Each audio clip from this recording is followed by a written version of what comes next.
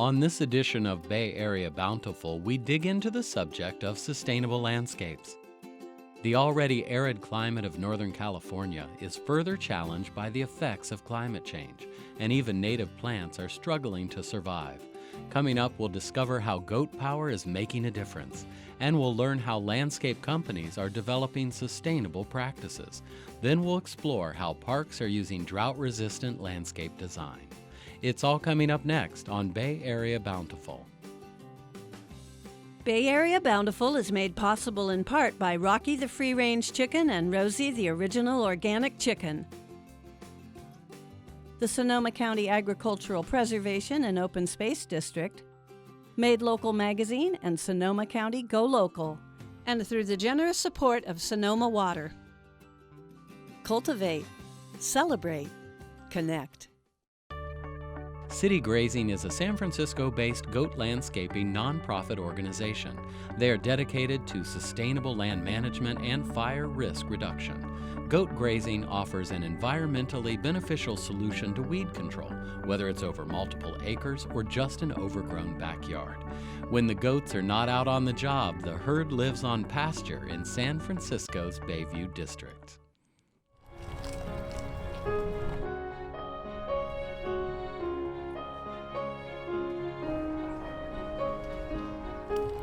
Goat grazing, it's really part of an old tradition of reducing fire hazard through animal grazing. The ways in which goats help forests become healthier isn't necessarily apparent just looking at it. You might see the ivy and think, but it's beautiful and it's green and that's what we want, isn't it? But what we want is more ferns, more native blackberry. We don't want the invasive species.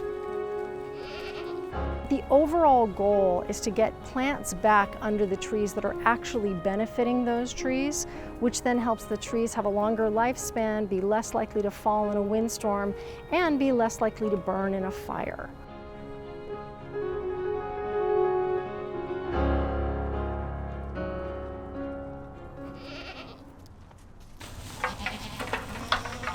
Anybody want a snack? My name's Genevieve Church, and I'm the City Grazing Executive Director. We are a goat grazing nonprofit providing sustainable land management and fire hazard reduction all around the Bay Area. Stand up. I grew up on a cattle ranch, and I've worked with many different animals, but I hadn't done it professionally until I came to work for City Grazing. Our goats, many of them are retired dairy goats. So dairy goats have about a 5-year career as milkers, and then after that they can go literally out to pasture. So we take them in and help them learn how to graze for a living. If you let a goat go, it would choose to wander about and eat. First and foremost, we're thinking about safety and containment at any of our sites, whether that's acres or whether it's your 25 by 25 postage stamp backyard in San Francisco. Go along, go along, go along, go along, move it, move it. My name is Judy B., and I'm the resident manager of this 21-unit apartment building near Alamo Square in San Francisco. The backyard has been overgrown with blackberry brambles. They keep getting bigger and bigger. I said, do you know about city grazing? The property manager found out that it was less than half the cost of hiring landscapers. And here they are. They started immediately. They got in the backyard and they were going after blackberries. The thorns mean nothing. They just munch, munch, munch. Our goats are really used to this work. They're comfortable in the city, they're comfortable with barking dogs, they're used to the routine of going in and out of different spaces. All of that is part of safety. And then containment is all about fencing and making sure the goats are going to stay where they're at for their safety and also for your neighbors. We don't want your neighbors to wake up and find that goats are in their backyard eating their roses. Goats are really well designed to be on a steep hillside with their cloven hooves, so they're very good at this, whereas we've got to put on harnesses and have big machinery. If I take a weed eater to this surface, those plants are going to start to reemerge the very next day. But the action of the hooves in the urine suppresses a lot of that, especially for things like ivy and blackberry. We see a real reduction in how quickly it returns. A few people have said that they think they're really cute. This one is Vic. The brown-headed one is Dipper. Hello, Dipper. How are you? Dipper is just very curious and wants to come up and say hello and get a head pat. Go on, go on, go on, go on, go on, go on. Go! Okay, go that way. That's a good choice too. They're extremely social and they're very group oriented. So they'll have a hierarchy. If we are taking a small group of goats to a backyard, we'll pick a social cohort that works well together. When we mix them all as the larger herd, we'll make sure it's a big enough space so that all those social dynamics can take place within it. They're kooky and unusual, and they have no manners. Contrary to popular mythology, goats cannot eat everything. They eat a lot. Goats have a really high need for minerals. So they're looking for plants with a high concentration of sodium, copper, and selenium. Blackberries high on that list. Unfortunately, so are roses.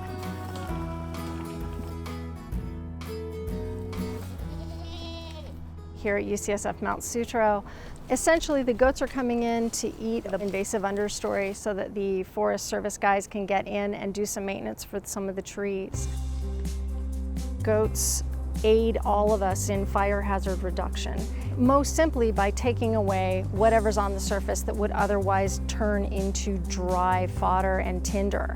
When we do sustainable land management with goats, you're looking at that long-term conversion to healthier topsoil with more native species, and all of that slows the progress of an advancing fire. Goat grazing supports California native species in a couple of different ways. Fortuitously, goats do not like a lot of native California plants. They will go through an area like this, pick out the invasive Himalayan blackberry and eat all of it, but leave the native California blackberry. So the next year you see increased populations of California blackberry and decreased populations of Himalayan. Most people that have us come through are having it done in advance of putting in some landscaping, in which case goat poop is an amazing soil amendment. Immediately upon exit from the goats, leaving those nutrients there keeps the soil flora that much healthier. So their poop is a bioavailable part of the topsoil that breaks down almost immediately and helps to store more water in the soil. So those nutrients and that water gives us healthier trees.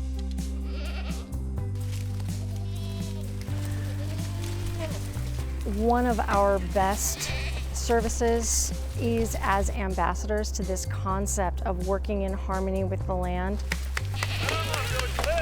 A lot of people feel like, it's just my backyard, what does it matter? But it matters because all of this is interconnected underneath.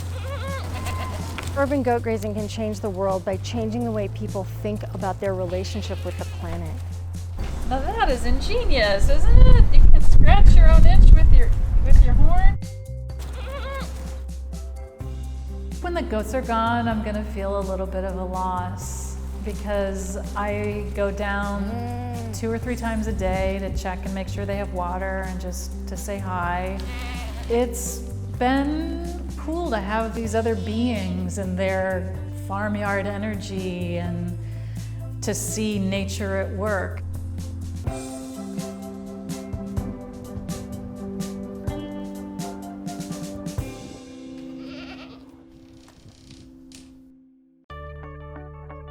San Jose-based Alan Hackler of Bay Maples urges clients to rip out their lawns and use native plants and eco-friendly garden planting instead, all while conserving water and helping the environment. Hackler often works with Santa Clara County's Water District to help residents pursue incentives like rebates to install gray water and rainwater catchment systems for their yards. He also reaches out to the public, and especially kids, with engaging ways to embrace a greener future.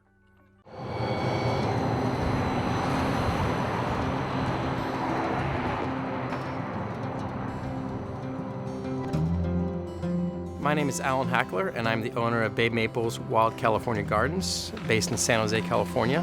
specializing in low water use gardens, finding the most sustainable way to achieve a beautiful and functional garden, utilizing native and edible plants to combine my interest in finding solutions for environmental problems with my interest in plants, construction, and art. And I get to work outside every day. Shortly after we moved in, we decided to do the yard. I found Alan with Bay Maples, and I liked his ideas. I'd say mainly because that one gets probably a little bit more sun. Yes. And one thing Julie was a great client to work for and allowed us a lot of creative freedom to kind of come up with some solutions that would work well with her garden and her kids. The process of transforming the yard, it actually took place fairly quickly. I really think about a month.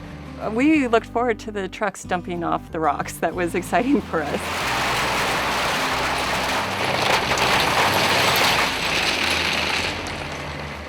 Currently, we have a crew of about 6 people, and usually with our maintenance, we specialize in using no gas-powered tools. We don't use any chemicals or pesticides. That's what makes projects fun, is working with a fun, innovative group of people. Say your typical drought-tolerant, low-water use garden, I would say is going to be at least 60 to 80% less water usage than your typical ornamental garden. So I've been working with Valley Water District. I did a few of their water rebate programs. Here at Valley Water, we recognize that water conservation is a huge component of our water supply. We have 10 surface water reservoirs and dams, and we also have 3 water treatment plants. Through Santa Clara County, we also import water from the State Water Project. But what's interesting is that the aquifer beneath our feet holds more water than all of our surface water reservoirs combined. And so ensuring that we have sufficient water in that aquifer is one of the core missions to our constituents. We consider conservation a way of life. We are reaching out with our rebate programs to help educate and encourage people to conserve water. Our programs are not aimed at just reducing water during drought times. It's actually for all the times, whether we're in drought or out of drought. We use about half of our water in landscaping. So when we emphasize conservation, promoting native plant populations, low water use plants in general can have a really profound positive impact on our water supply. We're able to have a very unique layout with the native plants. There's the misconception that you need to have a lawn for the kids and dogs to play on. Gardens can still be inviting, still be beautiful, and without the water intensity and chemical use of a typical backyard lawn. Every now and then a customer will call and ask if I can help them refresh the lawn or fix up their lawn or redo the irrigation for the lawn, and I usually tell them I don't even have a lawnmower or have necessarily the tools to do a lawn installation. Great way to hide the fact that I don't like to install lawns.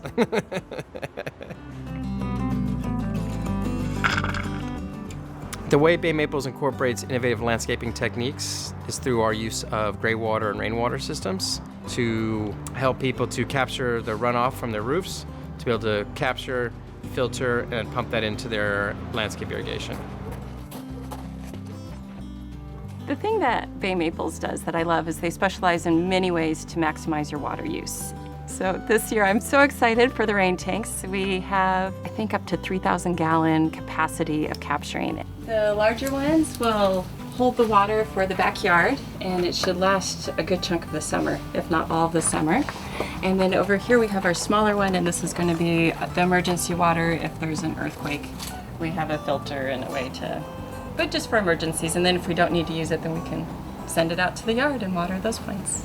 And the idea is during the rain we'll capture that, and then in the summer we will irrigate using the rain that we've already captured, so that will reduce our water footprint even more. And yeah, there's a tap so we can get it out and fill it up there. They now have a reimbursement for rain tanks. At the beginning of this year, we added a rainwater capture component to our rebate program. This includes rain gardens, and so that's capturing water and letting it seep down into our groundwater supply. And then it also includes rainwater capture that can be used actually as supplemental irrigation. Alan set me up about 5 years ago with Laundry to Landscape. This is where Laundry to Landscape comes out of the house, and then it goes underground to the back of the house to water the bamboo. The Laundry to Landscape system captures the wastewater from a laundry machine, which then gets pumped into the backyard. Every time I do laundry, the bamboo gets watered. The Santa Clara Valley Water District provides a rebate as well as resources to help you install a gray water laundry landscape system. We have a few videos on our website. I actually walked through a system at my colleague Ashley's house. She's had a gray water system that redirects her clothes washer rinse water into her yard. And it allows you to direct your rinse water from your clothes washer's washer line out into your landscape. Straight or slightly. The system has been great. I mean, I really don't have to think about it too much. I just make sure that I'm using soaps that are okay. And the water is moved through the system using the clothes washer's pump and gravity.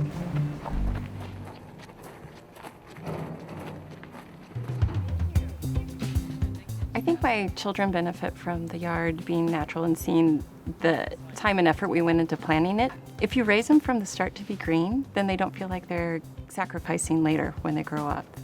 We were able to utilize a lot of repurposed redwood logs into a fun garden for the kids. My kids would be wild child of the woods if they could. The play yard is... It's fun. They will play tag, they have rules. It's got lots of logs to run around on. There are bamboo poles they use to construct things. We had to ban stick fighting because that got a little aggressive.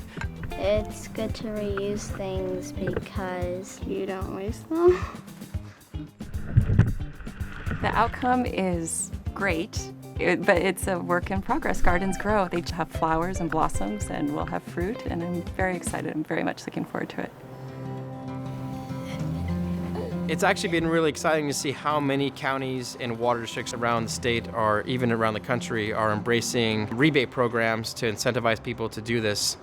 If you live outside of Santa Clara County, most water companies or water wholesalers provide some type of rebate program. So check your water bill, do queries online. We really want to empower people to make changes for themselves that will make their landscapes more resilient to climate change, which will benefit their community at large.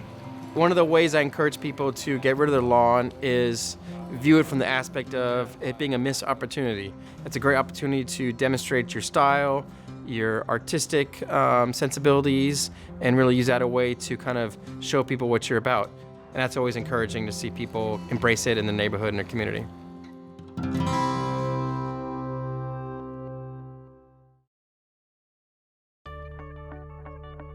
Bay Area residents will be able to enjoy a new mosaic of landscapes in the Presidio National Park. The Tunnel Tops project will transform a freeway overpass into 14 acres of park, featuring native plants, wildlife corridors, and interactive educational features. At this new destination, visitors will connect with nature and be inspired by views that were never before possible. The Presidio Tunnel Tops offers an escape from the stresses of urban life without ever leaving the city.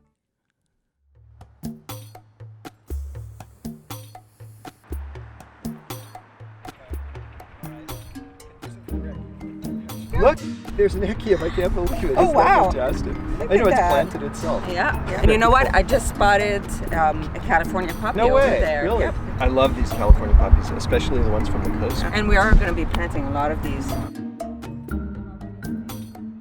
We're out on the tunnel tops. We're actually at a spot that's going to be a new overlook that will introduce you to the story of how the park was created.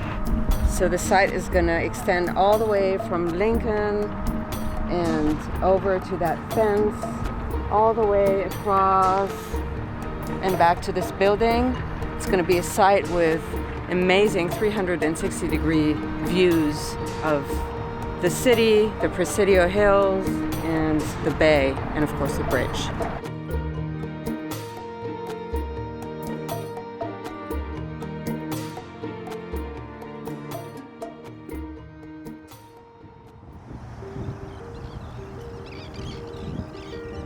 The Presidio is a really interesting place. It's a cultural landscape and it's also a biodiversity hotspot at the heart of a major metropolitan area. So what better context to bring kids and people in touch with nature? For over 80 years, Doyle Drive split the Presidio in two. Doyle Drive is the approach to the Golden Gate Bridge, and it was built when this was an Army base, and of course the Army didn't want the traffic leading to the Golden Gate Bridge to get in the way of their activities here in the post. So they elevated the road, and the road really cut the park in two.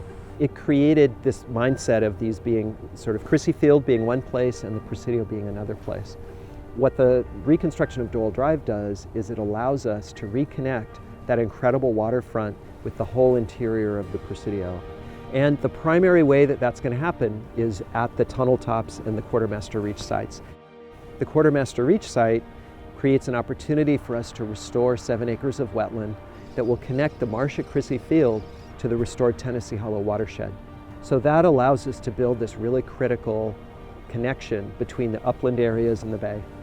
So it's a connection under the road. Then over the road, the Presidio tunnel tops allows us to add 14 acres of new park to the Presidio at a really important spot, right where we hope every visitor will begin their experience. This is exactly what you're going to see here. You'll have an overlook here with a big bench and incredible views of the Golden Gate Bridge and the historic buildings beyond. It's such an amazing piece of land. It's a platform over the tunnels that juts out into the view of the bay, the downtown skyline, and the Golden Gate. From this spot, you'll have incredible views of the bay. There'll be a new planted area with an overlook behind it. There'll be a series of benches where young people can sit with their families, and you'll have panoramic views of the bay. In every national park, there's that moment where you understand the ecological and historical significance of a site. It's next to our visitor center and our transit center. It connects Crissy Field and the main post, but it also creates that spot where you will get the most panoramic views of the Golden Gate Bridge, the bay, and the downtown skyline. The Tunnel Top project is not only a great opportunity to welcome the public in a new way, it's a great opportunity for us to put forth a vision for how to reimagine the landscapes of our cities in more ecological ways. One of the really interesting things about managing the ecology of the Presidio is this mosaic of landscape types interwoven with each other. We're always thinking about the benefits of those landscapes to the overall goal of making a more biodiverse Presidio. We have 3 zones in the park: the native plant community zone, the historic forest, and the designed landscapes. At the site of Tunnel Tops, we're connecting the dunes, the coastal bluff, the coastal woodland, all the way to the historic landscape of the main post. Wildlife don't understand the difference between these different landscape zones. We have to be sure that we create the kind of connectivity in the landscape so that they can move freely back and forth. Because of where it sits, it creates a really critical link between the upland areas of the Presidio and the wild areas at Crissy Field. And so we want to create a landscape that will function as a wildlife corridor, so that wildlife that are coming from the upland areas can actually connect down to the marsh and the northern waterfront.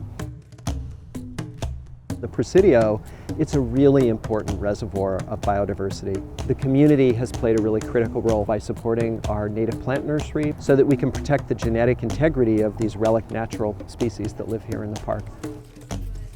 Because the Tunnel Tops project is so significant, we're growing about 100,000 native plants for this project. It not only highlights how beneficial native plants are for wildlife and pollinators, it also really highlights the inherent beauty of native plants.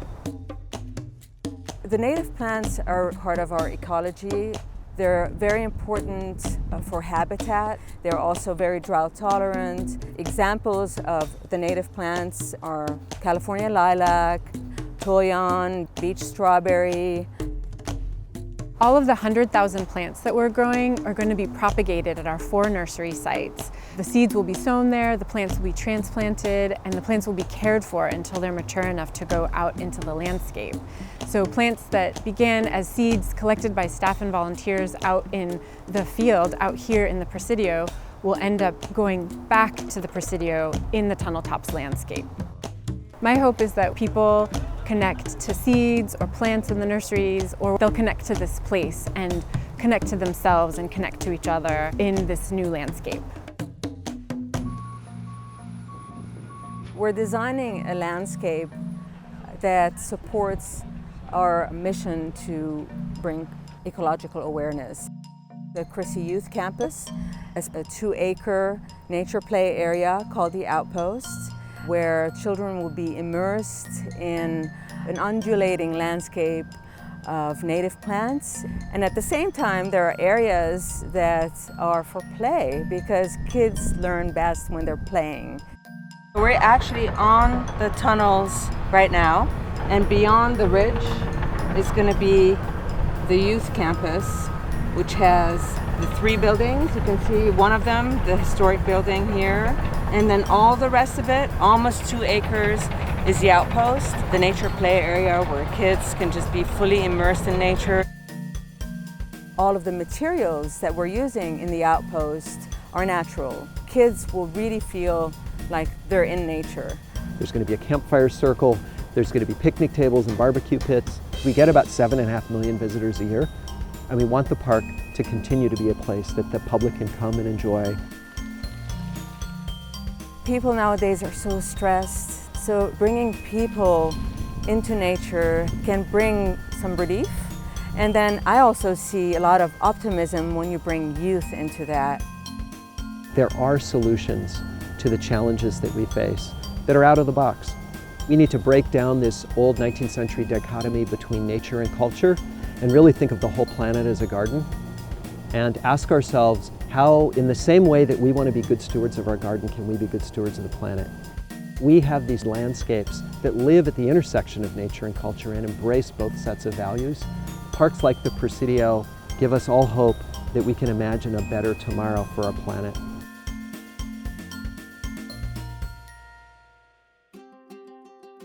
There are many benefits to landscaping sustainably on our private properties and public spaces.